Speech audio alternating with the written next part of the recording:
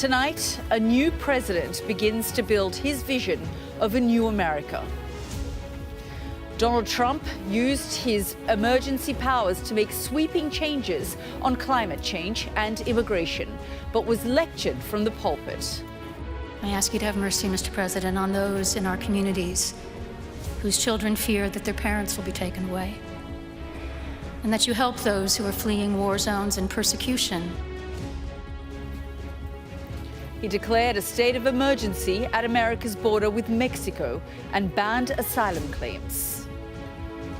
Coming up, we hear from one man who was freed from prison after being pardoned for his role in the January 6th riots. And as the new Secretary of State is sworn in, we'll assess the likely impact of Trump 2.0 on the wars in Gaza and Ukraine. Plus, TikTok or tariffs, the ultimatum issued to China from the Oval Office. And America's 47th president will be speaking from the White House in the next half an hour. We'll bring you that statement live. That's all coming up on The World with me, Yalda Hakim.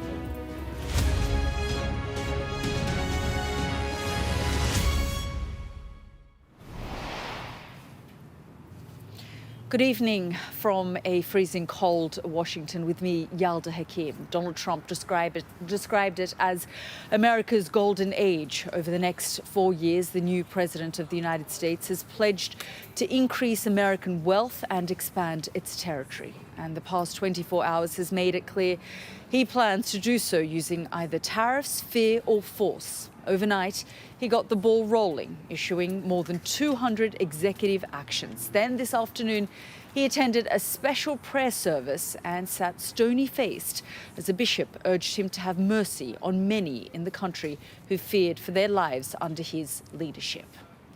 Well, we're expecting to hear from Mr. Trump in about half an hour's time. We'll bring you that moment live here on the program.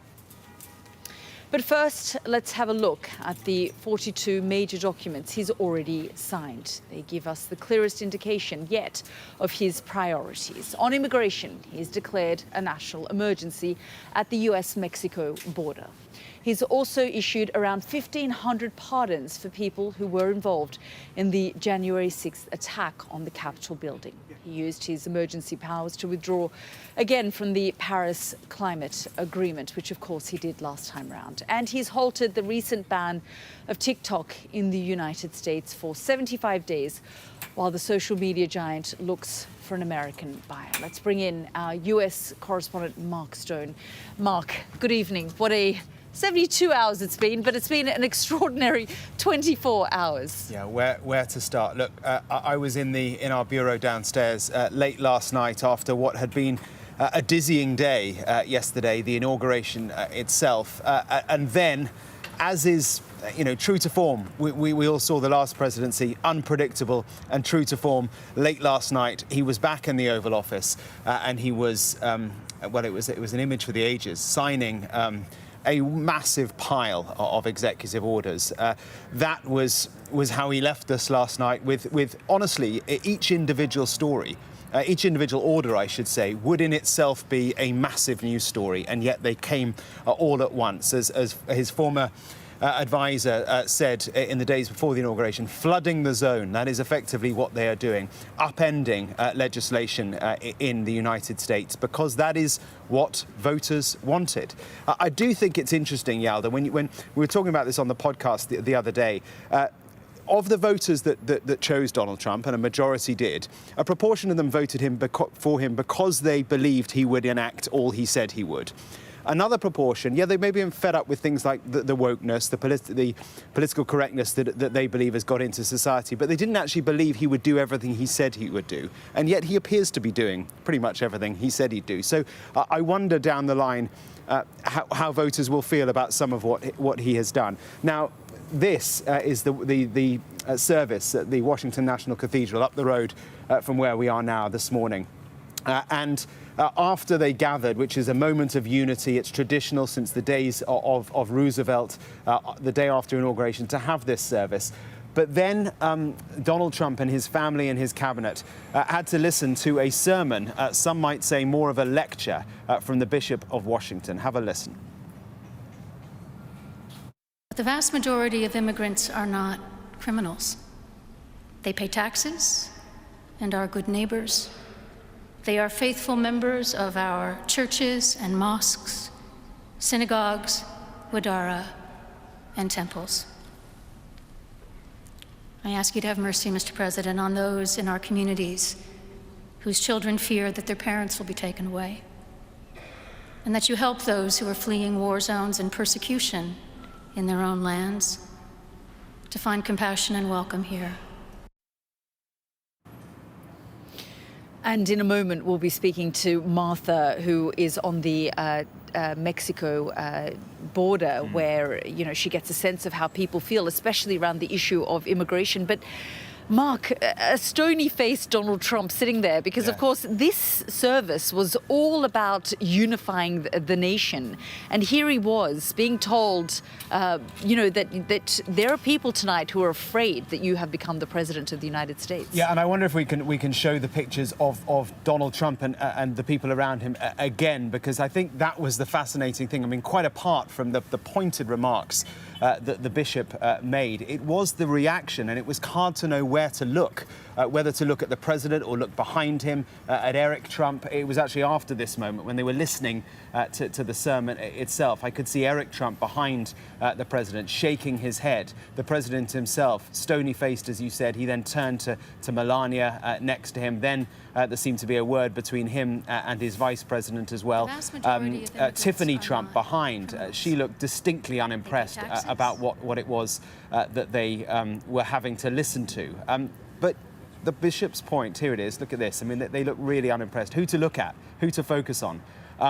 But the bishop's point is reflective of deep unease around the country. A majority of people voted for Donald Trump because they believe he will bring in the change that they want in the country, whether that is immigration policy, whether it is cost of living, getting it down, or whatever else it may be. But there are many people in this country who are deeply uneasy. That speech yesterday, it was a gut punch to liberal progressives, no question. Yeah, absolutely. He sat there berating Joe Biden and his administration, with Joe Biden sitting there, not standing up, not clapping, not really acknowledged by Donald Trump, other than being told off, essentially. Thank you, Mark, so much for bringing us up to date there. Well, this is a big one. We heard that a lot from Donald Trump yesterday when he signed that flurry of executive orders and decrees. One of his first acts was to issue full, complete and unconditional presidential pardons for about 1,500 people who were involved in the January 6 attacks on Congress, including people convicted for violent acts. James Matthews has been speaking to some of them as they walked free. Have a look. One day, theirs was the crime of the century. One president later, it wasn't. January 6 prisoners were freed overnight. The Capitol riot now reframed. Land of the free. Donald Trump's pardon had taken effect last night. While some prisoners were released at Washington's correctional facility, inmates still inside cried freedom on the phone. Oh man, I know we're going home. We got our stuff back full, and we just cannot wait to get out there and see y'all in person. As day broke, the waiting in Washington went on. The guards came along at about 11 o'clock and banged on my cell door with a flashlight. Pack up, you're getting out of here. Kevin Loftus joined the expectant crowd in the U.S. Capitol.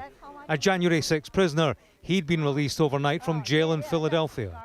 I thought it was incredible. I didn't expect to get sprung out like a gangster. Trump sprung us out like a gangster. Still in prison issue slippers, Willie Sarsfield had also been released from jail in Philadelphia overnight. I'm blessed. It's a surreal. And you were arrested, why? I was arrested right after court because my judge said I was a danger to my society because I was labeled as a domestic terrorist. More than 1,500 people have been charged in connection with the Capitol riots on January the 6th.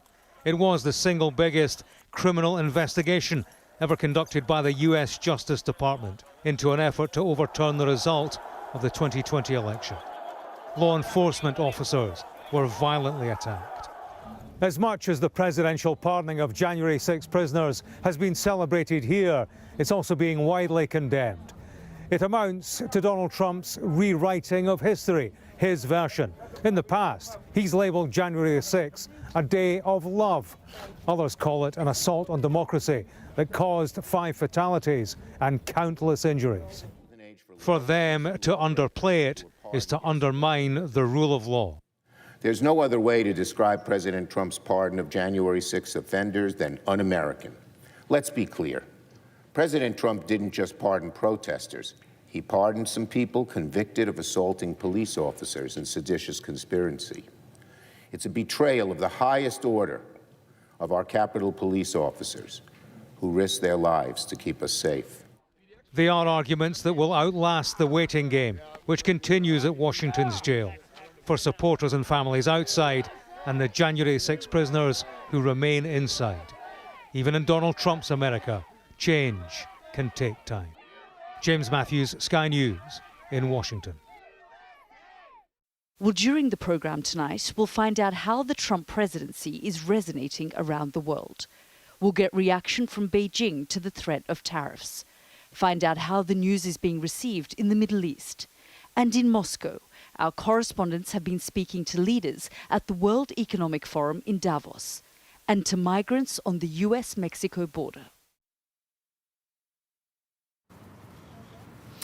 Well, we know that governments and diplomats around the world have been preparing for this very moment when an unpredictable president with no apparent respect for the rules of international engagement officially takes office. Some of them were meeting in Davos in Switzerland today. Just have a listen. A lot is at stake for both sides. So, our first priority will be to engage early, discuss common interests, and be ready to negotiate. We will be pragmatic, but we will always stand by our principles. We will protect our interests and uphold our values, because that is the European way. In times of war, everyone worries, will the United States stay with them? And every ally worry about that. But does anyone in the United States worry that Europe might abandon them someday, might stop being their ally? The answer is no. Washington does not believe Europe can bring them something that is really substantial. You're listening there to Ukraine's President Volodymyr Zelensky and President of the EU Commission Ursula von der Leyen speaking a little earlier today. Well, let's go straight to our Paul Kelso, who is in Davos tonight. And Paul, we were talking a little earlier today about the fact that Volodymyr Zelensky has become somewhat of a fixture at the World Economic Forum in Davos over the course of the last 3 years when this war started. But this year, his focus and the focus of European leaders there is firmly on Donald Trump and what he may do and say next. Yeah, this meeting absolutely happening in the shadow of Donald Trump. Volodymyr Zelensky, Davos has got its critics, but he's always recognised the convening power it has. It does bring together a pretty unique combination of business and political leaders and those from civil society, and in large numbers. And he's used it to help generate support for Ukraine. And I was very struck. His was the most coherent response to Donald Trump we heard today here in Davos, perhaps because it wasn't directly addressed at the new American president. It was very clearly a challenge that we heard there to European leaders. Never mind about Donald Trump. What are you going to do to support Ukraine? And he painted this picture of a world in which Donald Trump negotiates directly with China, perhaps with Russia, and Europe is a bystander. Now, that will have made people shift a little uneasily in their seats. Ursula von der Leyen's message there that they would reach out and engage with the US, but not at the expense of European values, I think reflects the fact that they don't quite know what they're responding to at the moment. Donald Trump has left political leaders here and business leaders guessing to a large degree. His executive orders so far have not been aimed at Europe, but you have got all this money, frankly, here, and all this political will, close allies of the United States, guessing quite where he will move next. So politically, I think it's very difficult for Europe. Just the fact that the European Commission, we heard the German Chancellor as well, talking about being kept on edge by Donald Trump for the next 5 years, demonstrates how disruptive he will be, probably on purpose. For the business leaders, it's a little different. The crypto people who are here, they've got a bit of a spring in their snowshoes. The bankers and some of the financiers expect to see good times ahead. But there are others. I spoke to a big renewables provider operating with big business in the UK. His view was that he can live with what Donald Trump wants because ultimately he'll want deals. Yeah, absolutely. Paul, thanks so much. And Volodymyr Zelensky in that speech really calling on European leaders to step up. Well, Donald Trump famously said he would end the war in Ukraine in 24 hours. So what's his plan? Will he push for Ukraine to cede land as part of a deal, or will he support them in driving back Russia? Just have a listen to what he said in the Oval Office just last night. When do you plan to speak to President Putin? Could be very soon. He can't be thrilled. He's not doing so well. I mean, he's grinding it out, but most people thought that war would have been over in about 1 week. And now you're into 3 years, right? So he can't be thrilled. It's not making him look very good. Now, eventually, I mean, it's a big machine, so things will happen. But I think he'd be very well off to end that war. Well, let's go straight to our Ivor Bennett, who joins us from Moscow. One thing that was quite striking from what Donald Trump was saying there, Ivor, was he had some pretty tough words for Vladimir Putin, didn't he? He sort of indicated that this is Russia destroying itself and it needs to end this war.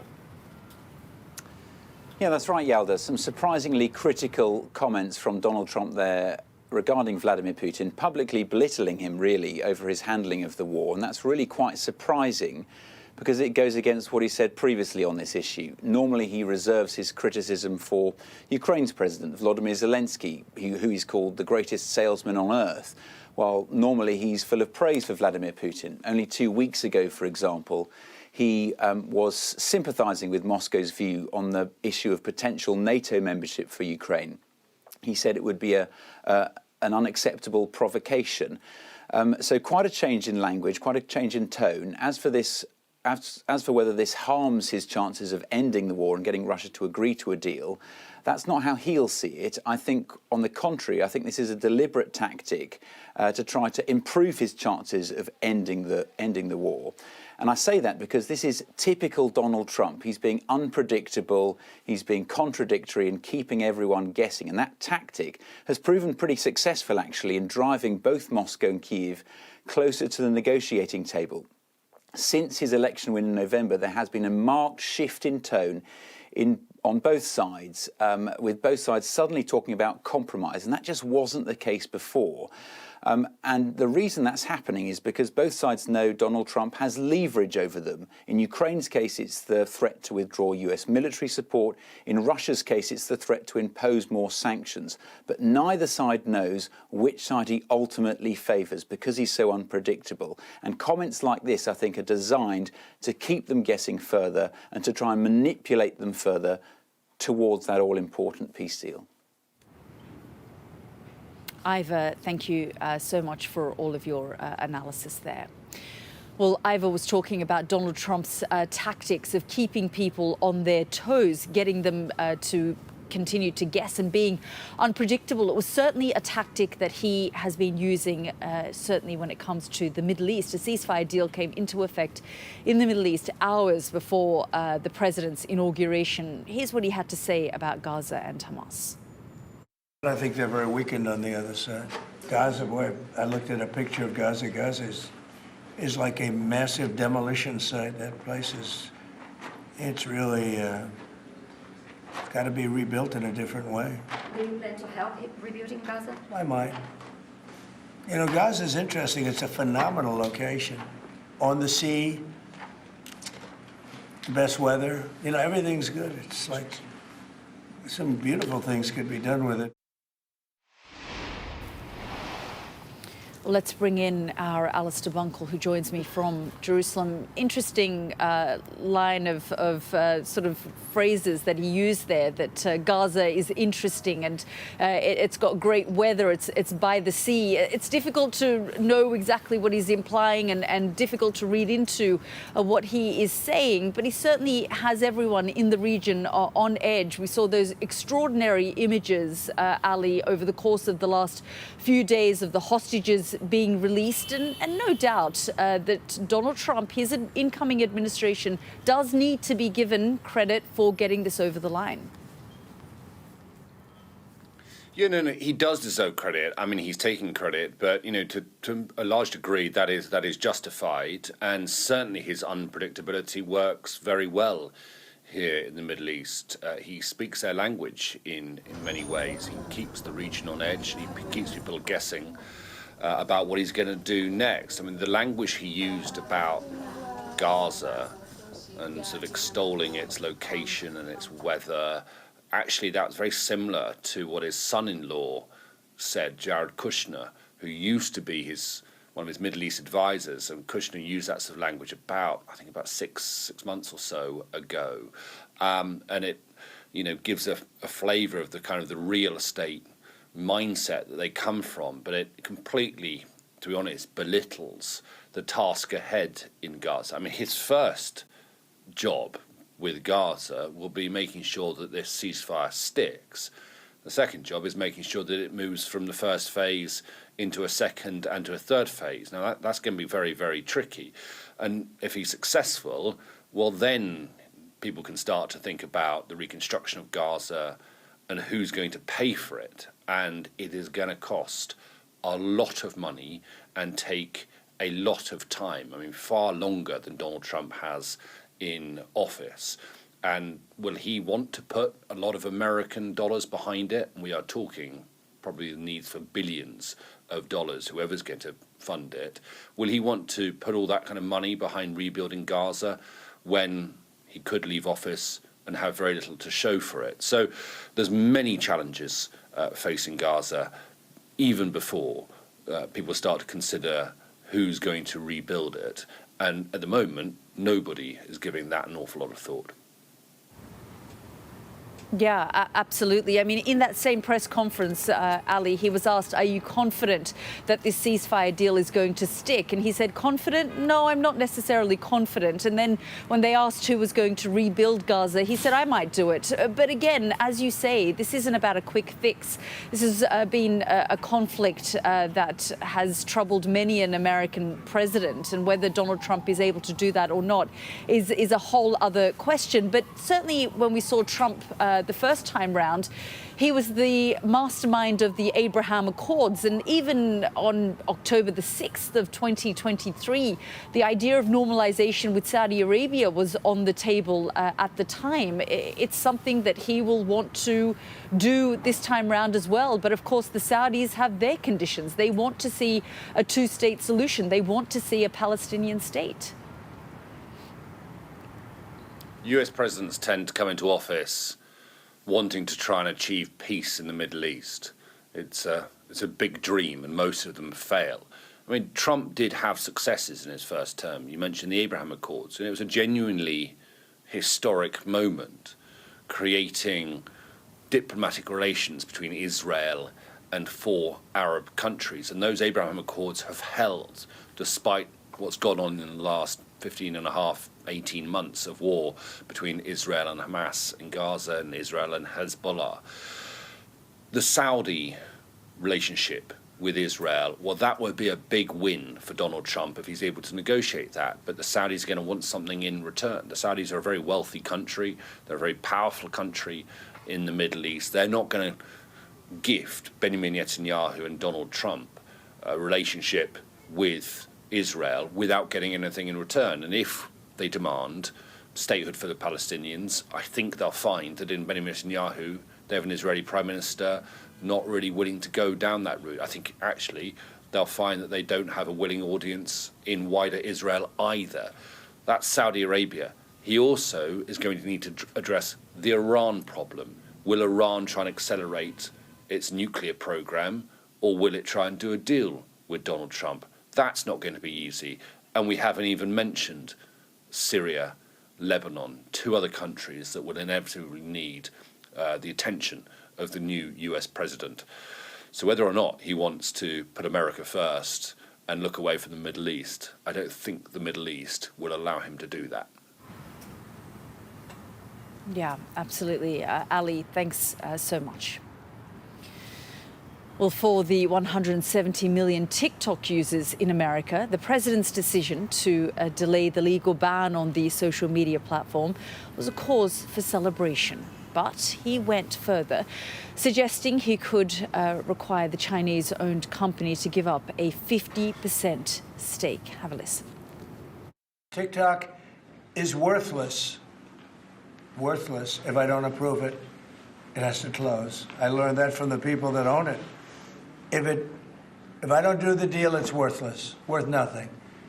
If I do the deal, it's worth maybe $1 trillion, $1 trillion. I think we would have a joint venture with the people from TikTok. We'll see what happens. Well, let's go to our Asia correspondent, Nicole Johnson, who joins me live now from Beijing. And again, we're getting the full Trump, aren't we, Nicole? We're getting ultimatums here, TikTok or tariffs. That's right, and it's interesting to listen to how the Chinese have responded to that. As would be expected, they've been diplomatic and they've been measured. The Ministry of Foreign Affairs spoke only a few hours after the lines came out about this reprieve for TikTok, the potential of it being sold, half of it being sold to the United States. And they urged the US to listen to the voice of reason. The ministry said that they want a fair, just, non-discriminatory business environment.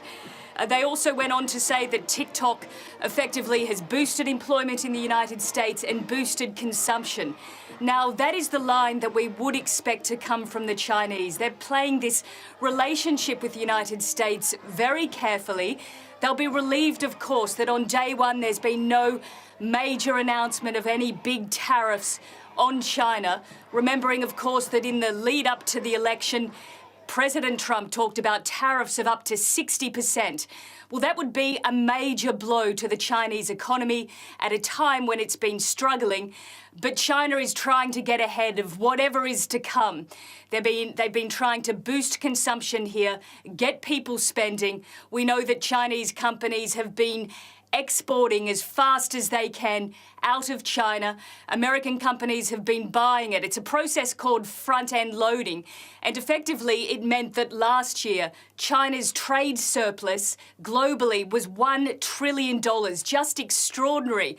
And going back to TikTok, you might remember during the inauguration that incredible scene that we saw of the chief executive of TikTok sitting next to the national security pick, the leader of it, the head of it, who Trump intends to pick for that position. So really a striking scene. So clearly TikTok is a major issue for Donald Trump, something that he could use as a bargaining tool with the Chinese. They won't be surprised about that. They're ready for doing a deal. They just have to see what exactly that would entail. But ahead of all of that, they're trying to do whatever they can to lift their economy. Yeah, Nicole, as you say, the CEO of TikTok sitting next to Tulsi Gabbard there. Thanks so much. Well, this is The World, live from Washington, D.C. with me, Yalda Hakim. We've got lots more coming up on the programme in the next few minutes. Donald Trump declared an emergency on the US-Mexico border. We'll get live reaction from there next.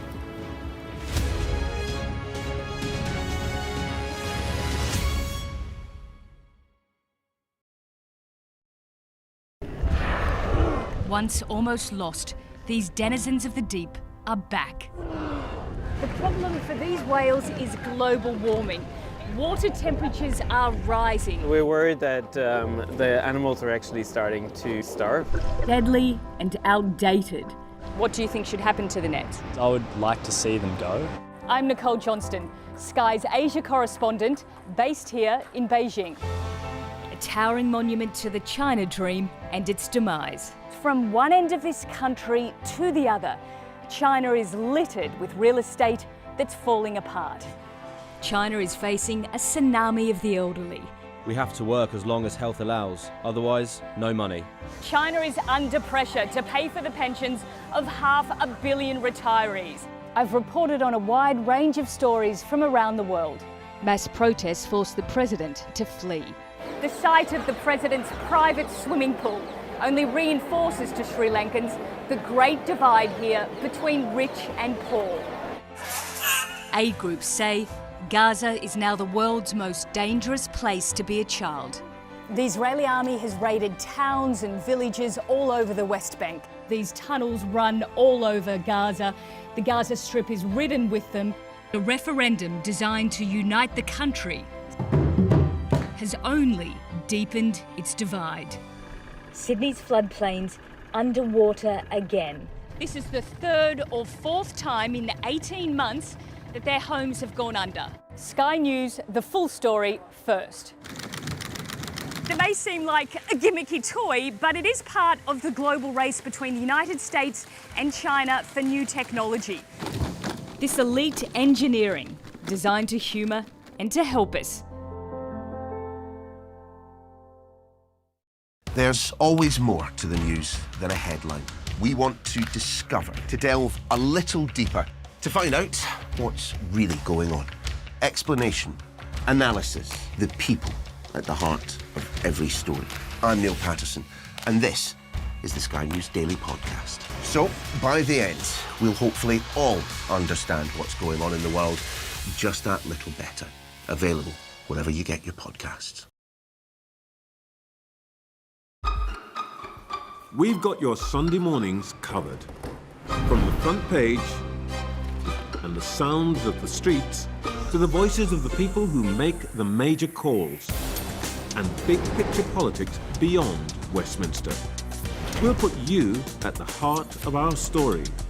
A new start to Sunday. I'm ready. Are you? Join me, Trevor Phillips, Sunday mornings on Sky News. Weeknights on Sky News. This is your chance. Tell people. Welcome to the Politics Hub. Our police force has apologised. If you want to find out about Grimsby, you come to the docks. I'm live in Jerusalem. Are you not concerned that that could lead to all-out war? Hello there, good evening. There are fears of an upsurge in violence. What's at stake here? You are watching the press preview, a first look at the front pages as they arrive.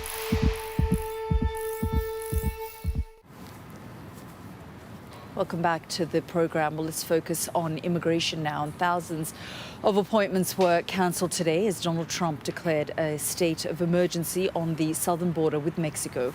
Our US correspondent Martha Kellner has been speaking to people on both sides and sent us this report. At this migrant shelter on the Mexico-US border, they're waking up to a different, devastating reality. Everyone here was dreaming of a fresh start. A new life in America felt tantalisingly close. But within hours of taking office, Donald Trump effectively closed the border, crushing their plans in an instant. It's not fair, it's very unfair, she says. Erica is from Guatemala. For a year, she's lived in this dormitory, waiting for an appointment with US immigration officials. Finally, it was arranged for 2 weeks from now. Yesterday, it was cancelled completely. In a split second, the door was slammed in our face. I don't know what to think anymore.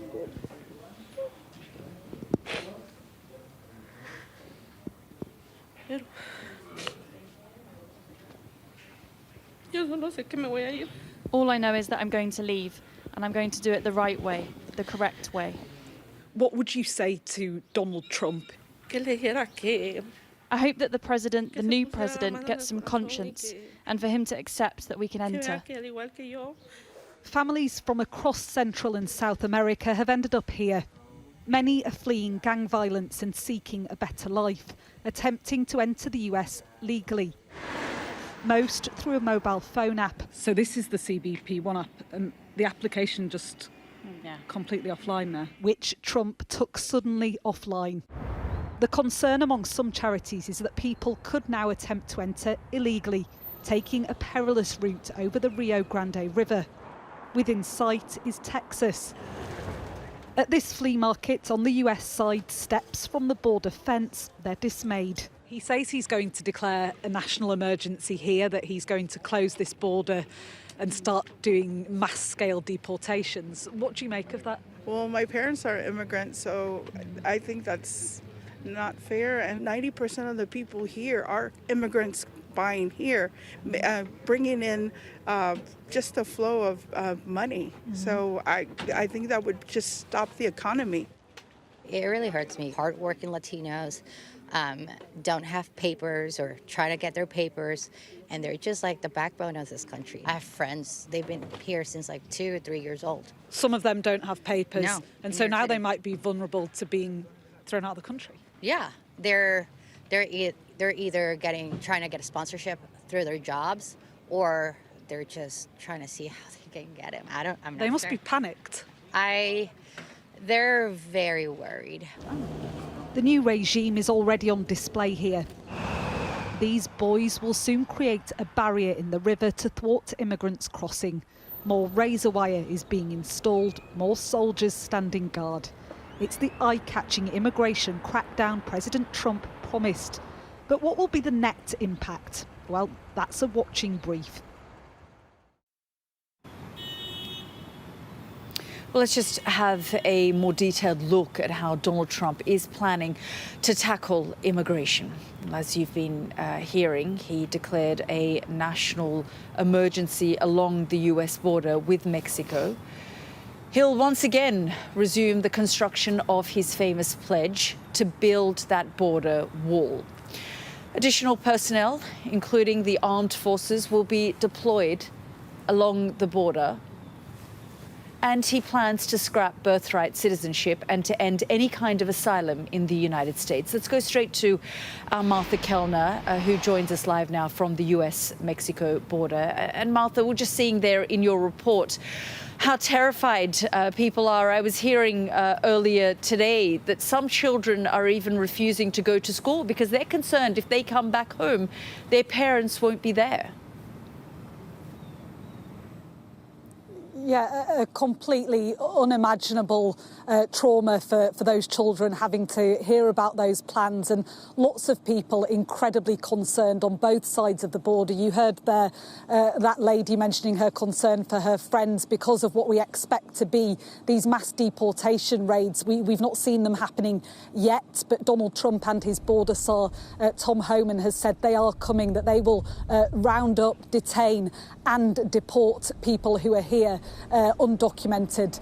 You can already see on this border some of the changes that have been made. I don't know whether you can make out in the background, but there are new rows of barbed wire at the entrance to this temporary border fence. Vegetation is being cleared along the border fence to make way for more barbed wire. I've been over the border. You can see here there's some grassland just beyond the border fence. Beyond that is the Rio Grande River. And then immediately on the other side is the Mexican town of Piedra Negra. In that town, there are 3 migrant shelters. I've been at 2 of them today, speaking to people who are almost inconsolable, some of them crying throughout our conversations as they tell a story of the hope of, first of all, getting to the Mexican border, being so close to the United States. Some of them have had to wait months and months, even years, to get appointments with US border inspectors. They finally had those appointments. Some of them had appointments scheduled for yesterday and today. All of a sudden, those appointments were cancelled within moments, really, of Donald Trump taking office. And so I think a lot of people struggling to absorb the changes that they're having to come to terms with, the fact that they thought that they might be on the brink of legally entering the United States. Now all of that has come tumbling down, and they don't know quite what to do next.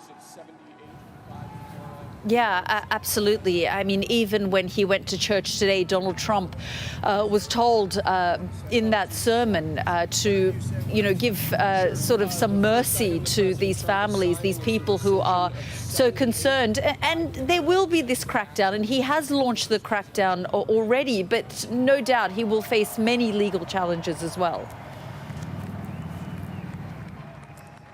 Yeah, Yalda, we're already seeing the first of the legal challenges on Donald Trump's executive orders, and these are just the opening salvos. I'm sure more will come in the days and months ahead. One of the most striking executive orders that Donald Trump signed yesterday was on birthright citizenship. At the moment, any babies or children born in the United States automatically receive US citizenship. That's regardless of whether they're born to undocumented, unauthorised immigrants. Well, Donald Trump wants to stop that. That would be going against the 14th Amendment of the Constitution, which protects birthright citizenship. So far, 22 states, and that number is quite literally going up by the minute, have issued legal challenges in the courts. One of these legal challenges is being led by the New Jersey Attorney General, so the highest ranking legal presence in that state, a man named Matthew Platkin. He says that Donald Trump's executive order is unconstitutional. Listen to what he had to say. He said, "Presidents are powerful, but he is not a king. He cannot rewrite the Constitution with a stroke of the pen." The Attorney General for Washington State said that Donald Trump's order on birthright citizenship would deny citizenship to 150,000 children every year, potentially rendering them undocumented at birth. He said it could even render them citizens to no country at all. That birthright citizenship order doesn't come into place for 30 days, so there is still space, still room for these legal challenges, and I'd expect more of them to come. Martha, thank you so much. Well, the new president described his predecessor's policies to protect the environment as climate extremism. Let's just have a look. The big moment was his decision to once again withdraw from the Paris Climate Agreement. He also declared a national energy emergency and wants to encourage the use of more fossil fuels. And the first sign that his notorious pledge to drill, baby, drill would be realised. He'll allow more drilling for oil and gas, both offshore and on federal lands. And there are plans in place to reverse Joe Biden's electric vehicle mandate and to cut funding for other Biden-era initiatives on global warming.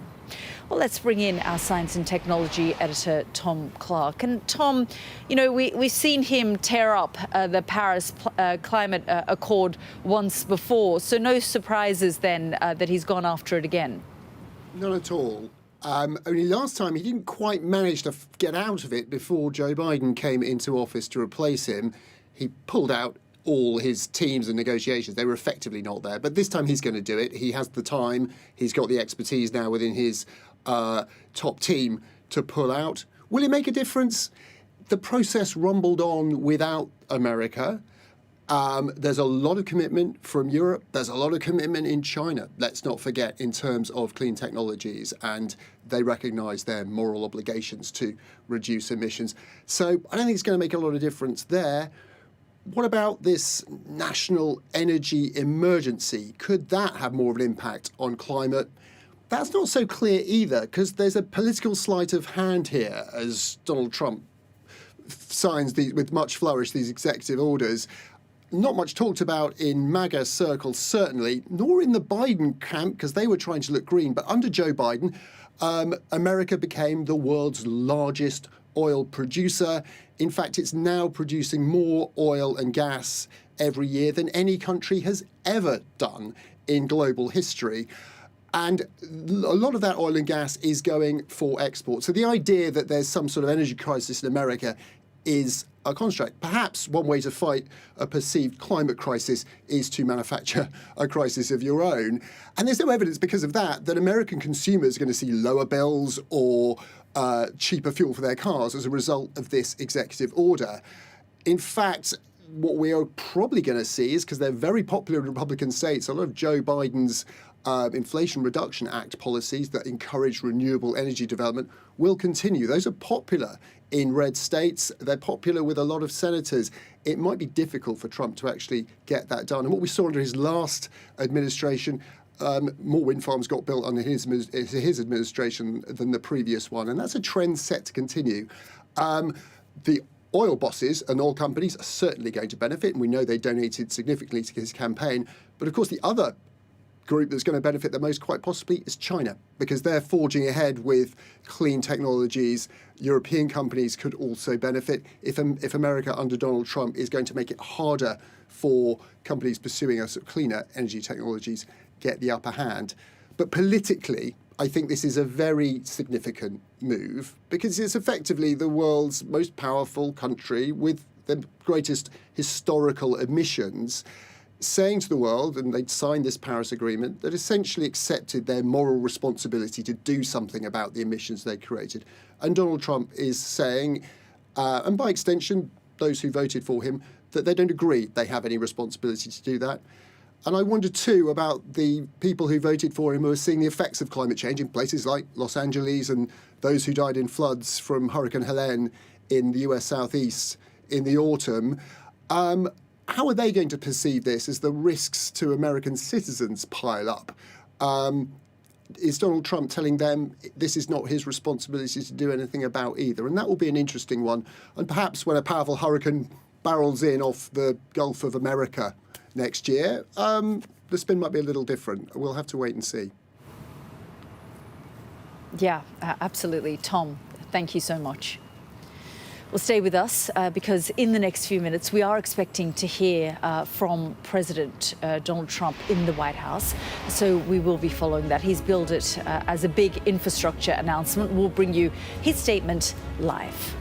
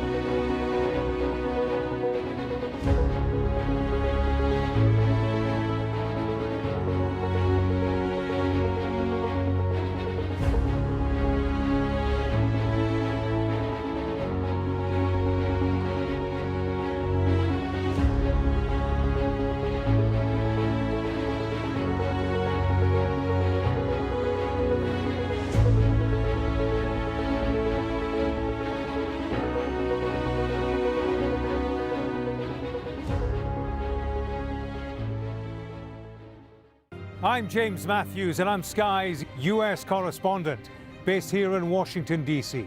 Donald Trump, it would appear, is about to learn his fate. There's no doubting the strength of this hurricane as it roars through. Sky News, get the full story first. Do you fear a fourth indictment?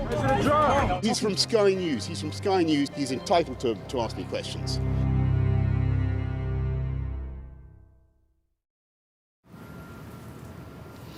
Welcome back to our special program here from Washington, D.C. And you're looking at live images of the White House. We are expecting President Donald Trump to speak any minute now. And as soon as he does appear for that news conference, we will be going to that live. But joining me here in D.C. is our international correspondent, Diana Magnay. And Diana, we are expecting quite a big infrastructure announcement as Donald Trump has built it.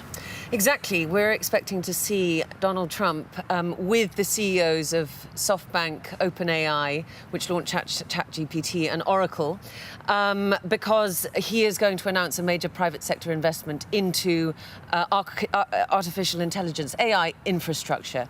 And those CEOs are going to invest $100 billion in the first year and possibly as much as $500 billion over 4 years to build data centers in the US to power AI tools, because Donald Trump and America very much want to make sure that they are top of the game in terms of the sort of race to get the best AI, especially competing with China on that front. So a major investment. He was meant to speak 50 minutes ago. I think we're going to expect a little bit more of that kind of delay from Donald Trump. Yeah, we've had that kind of delay, haven't we, over the course of the last few days. It's been quite a busy couple of days, and everything seems to be slightly delayed. But we were expecting Donald Trump to appear about 20 minutes ago. We're still waiting for him to arrive to give that news conference. But let's bring in our science and technology editor, Tom Clark, who joins us from London. And Tom, as Diana was saying there, we are expecting him to announce billions of dollars in private sector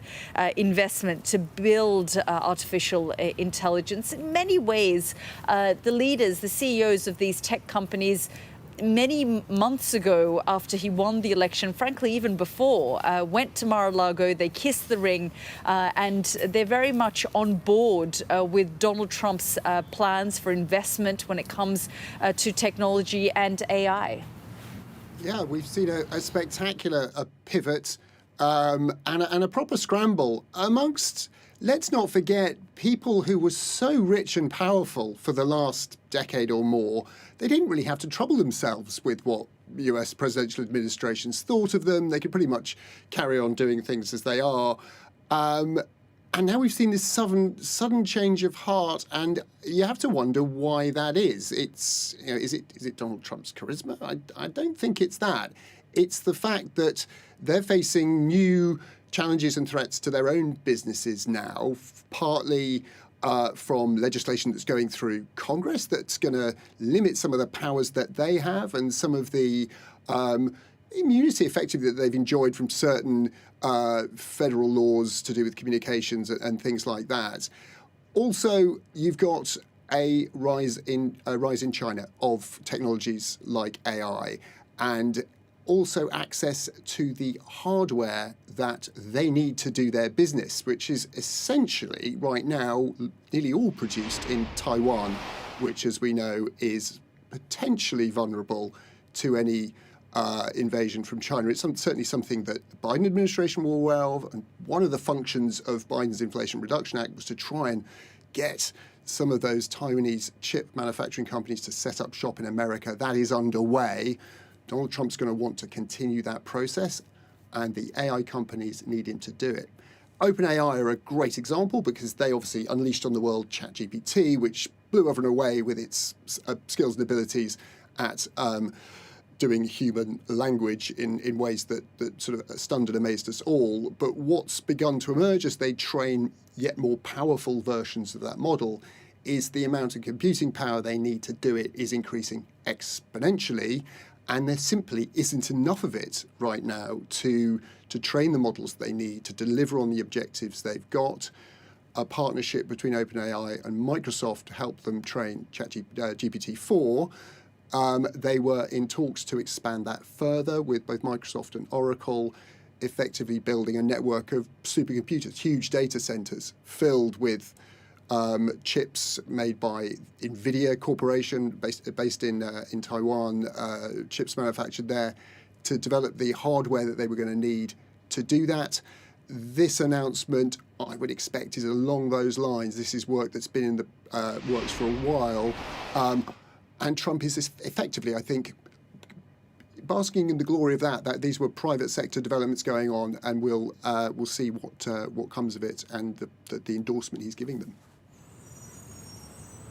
Yeah, absolutely. Tom, thank you so much, and Diana as well. We are following the developments, especially what Donald Trump will be saying at this news conference, which is expected to start in the next few minutes. Do stay with us on Sky News. We've got lots more coming up in the next few minutes. Stay with us.